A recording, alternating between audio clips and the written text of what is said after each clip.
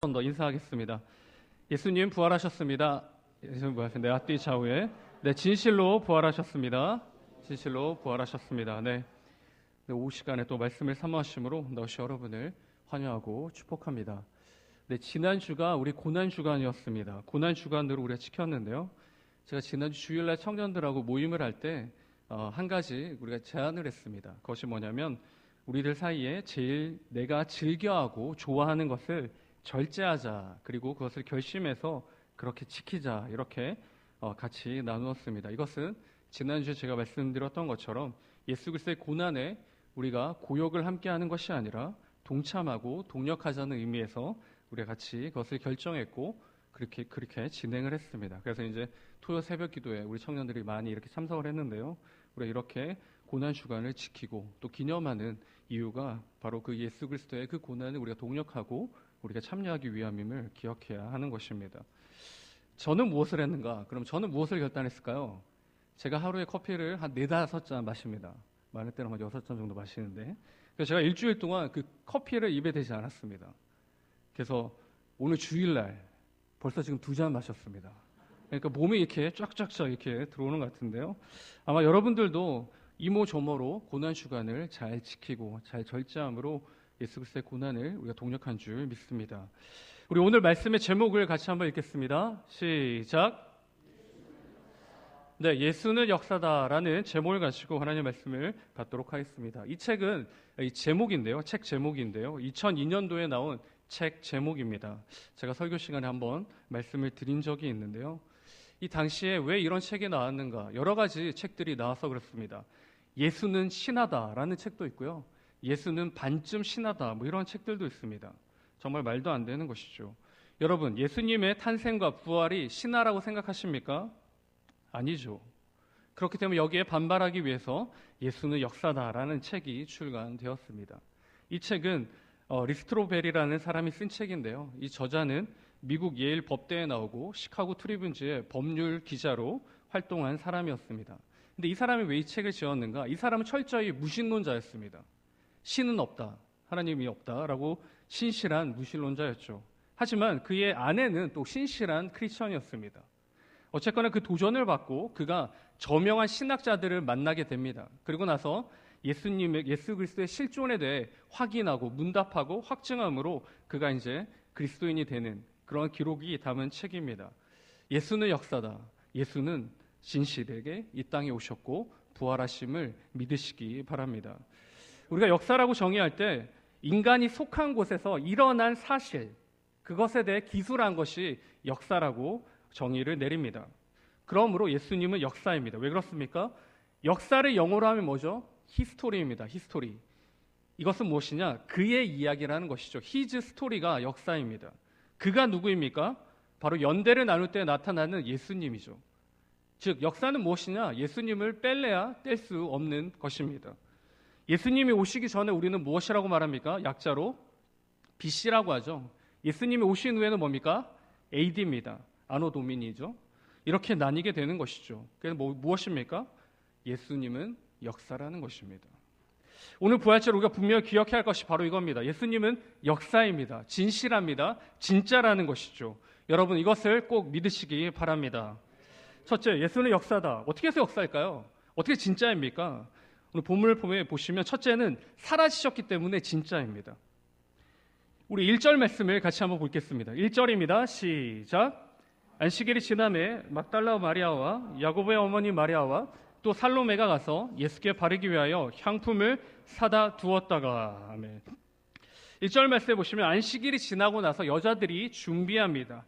향품을 준비하죠. 당시의 관습은 무덤에 이 향품을 뿌리게 되어 있습니다. 그것은 시체를 보존하기 위한 것이 아니라 악취를 제거하기 위한 것이었습니다.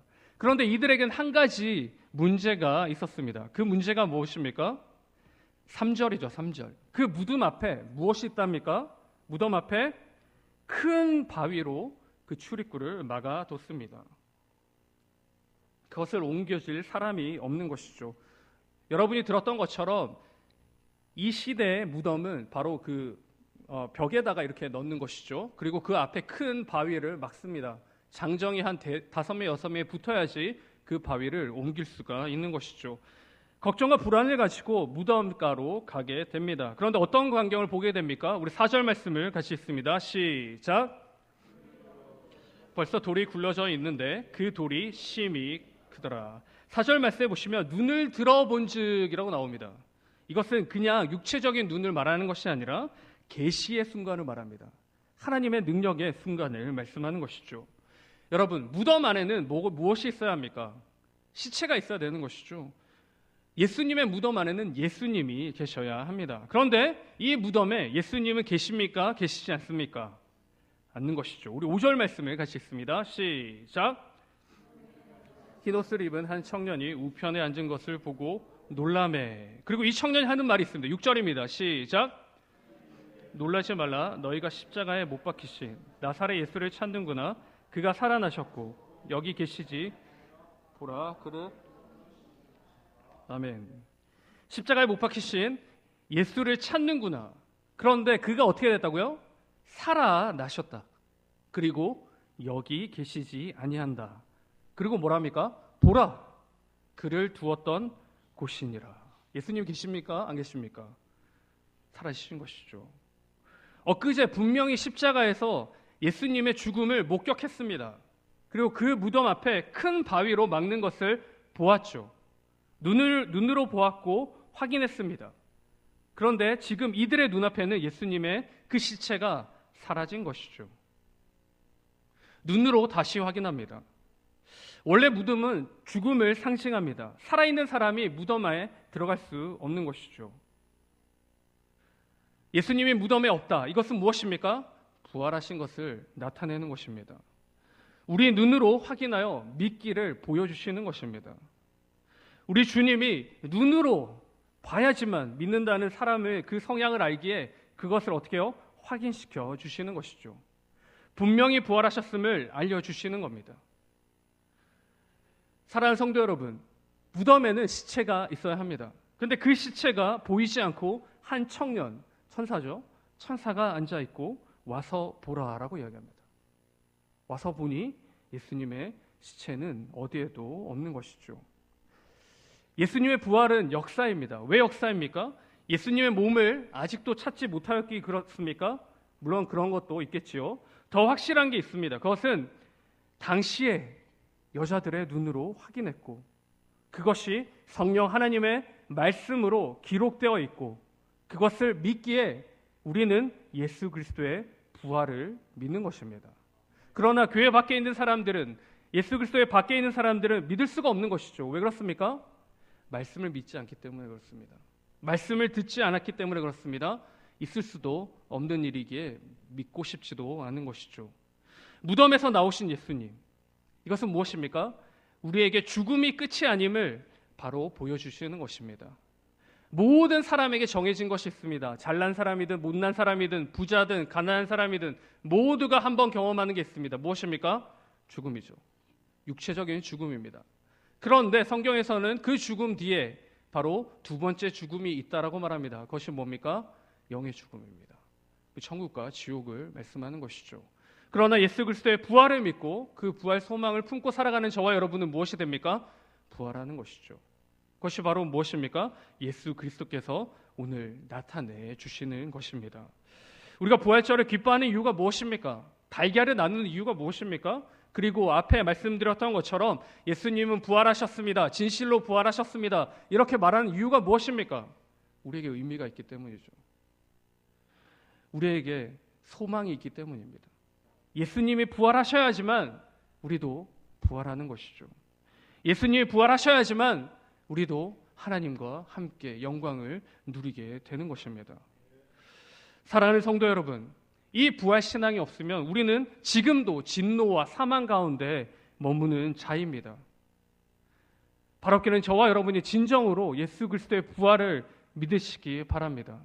그것이 진짜고 그것이 역사적으로 사실임을 꼭 명심하시기 바랍니다.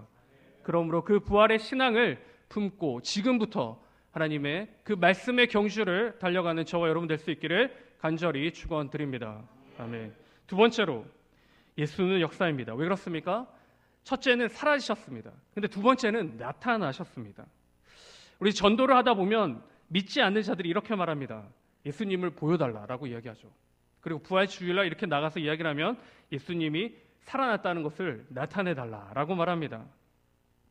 사람들이 무덤에 계시지 않는 예수님을 확인했지만 여전히 부활하신 주 예수 그리스도를 확인하고 싶은 것이죠. 이게 바로 사람의 기본적인 성향입니다. 눈에 보여야지만 믿는 것이죠. 그런데 여러분도 알고 계시다시피 눈에 보이는 것을 다 믿을 수가 없는 것이죠.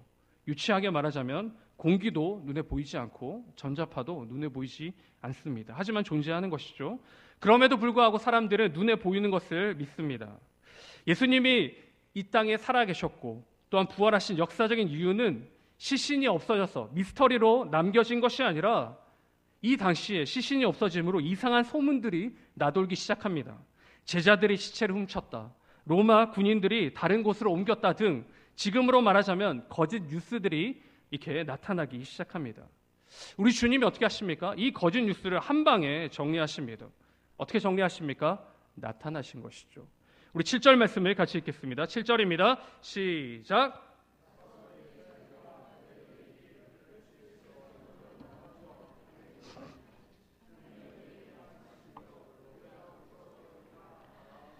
네, 바로 명령하실 곳이죠. 천사가 이렇게 말합니다. 그리고 나서 어떻게 합니까? 9절 말씀 같이 읽겠습니다. 시작.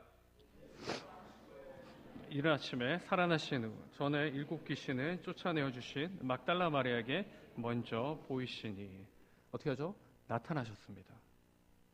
그냥 시체가 사라진 것으로 끝나는 것이 아니라 이 주님이 어떻게 해요?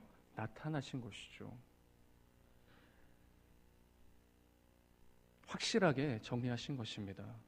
예수님은 부활하심을 바로 보여주시는 것이죠. 전에 너에게 말씀하신 대로 7절 말씀에 보시면 이렇게 나오는데요. 이것은 마가복음 14장 28절 말씀에 예수님의 예언입니다. 예수님의 말씀에 제자들이 예수님을 버리고 흩어지며 베드로가 부인할 것을 예언합니다. 그리고 갈릴리에서 다시 만나서 그들을 인도할 것임을 바로 말씀하고 있는 것이죠. 또 9절 말씀에 살아나신 예수님께서 막달라 마리아를 만나 주십니다. 만나고 나서 이 마리아가 어떻게 합니까?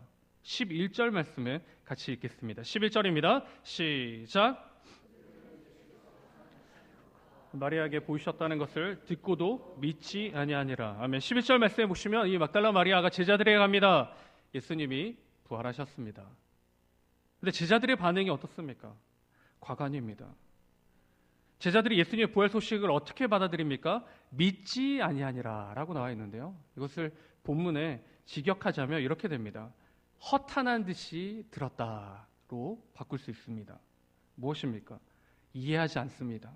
이해하지 못한 것이죠. 그리고 받아들이지 않습니다.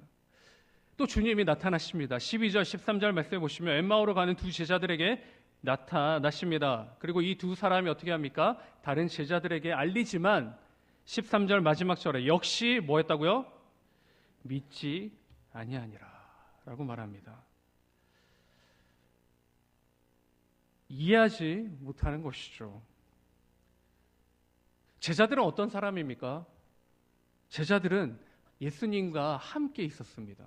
도제 교육을 받은 사람입니다.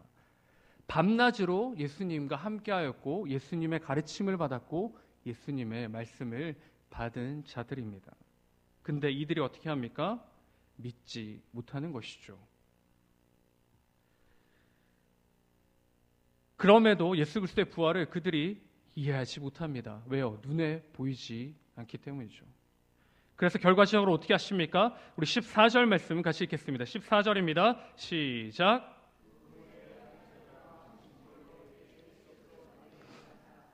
그들의 믿음 없는 것과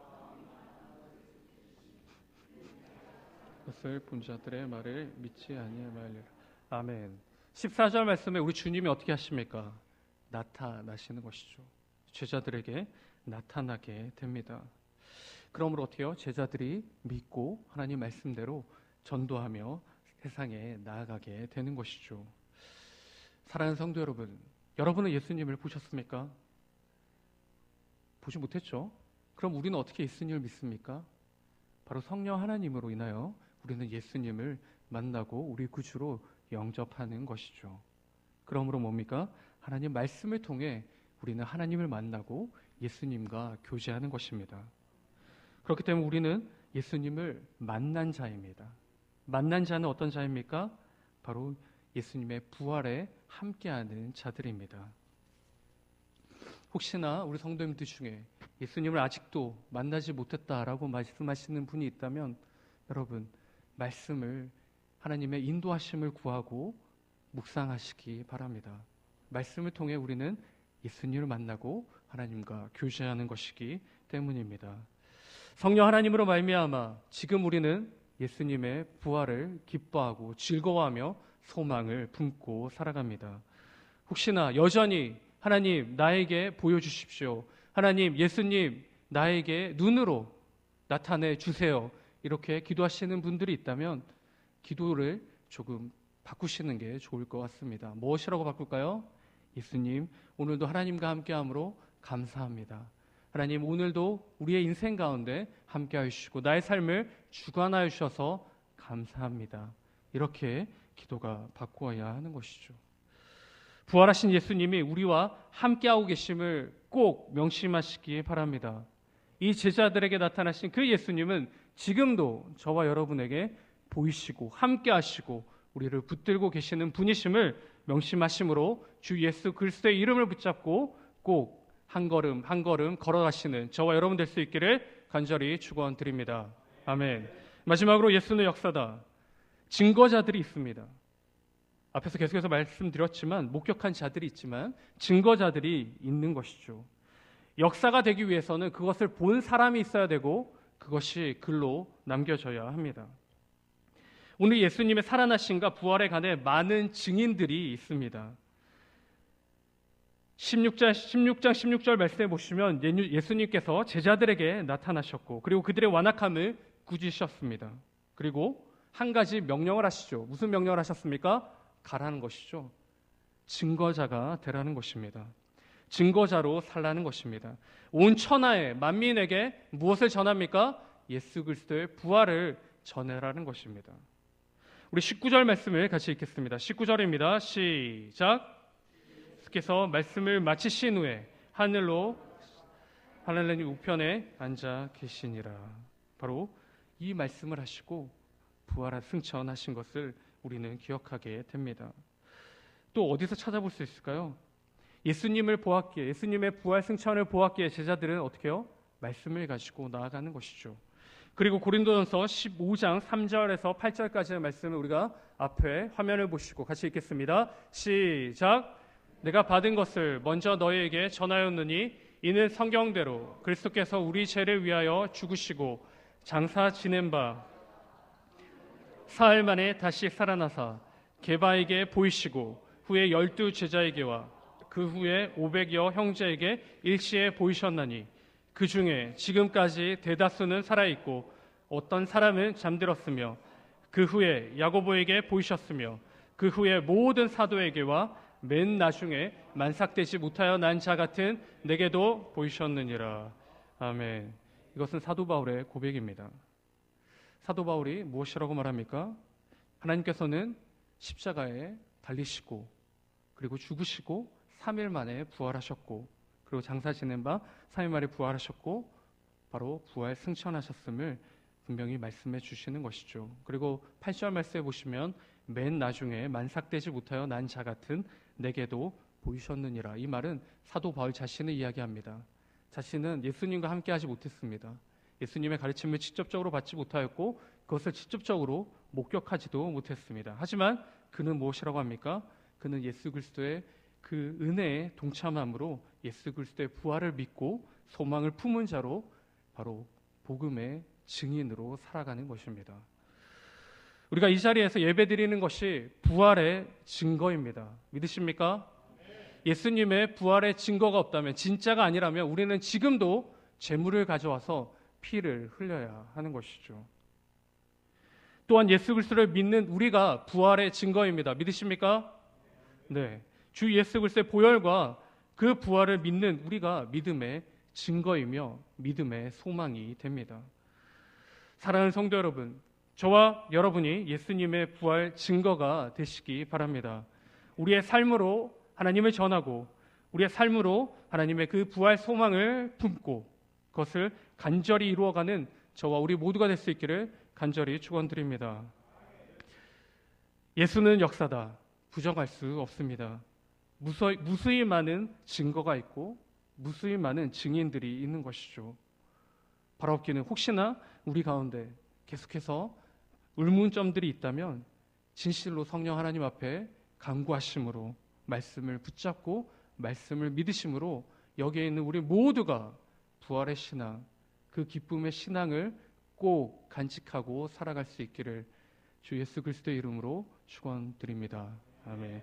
우리 말씀을 기억하시면서 잠시 기도하도록 하겠습니다. 잠시 기도하실 때 하나님, 우리가 예수님이 진짜 우리를 위하여 죽으셨고 또한 부활하셨음을 믿고 살아가기로 원합니다. 그러므로 우리의 삶이 부활의 증거가 될 수 있도록 주님 함께하여 주시옵소서.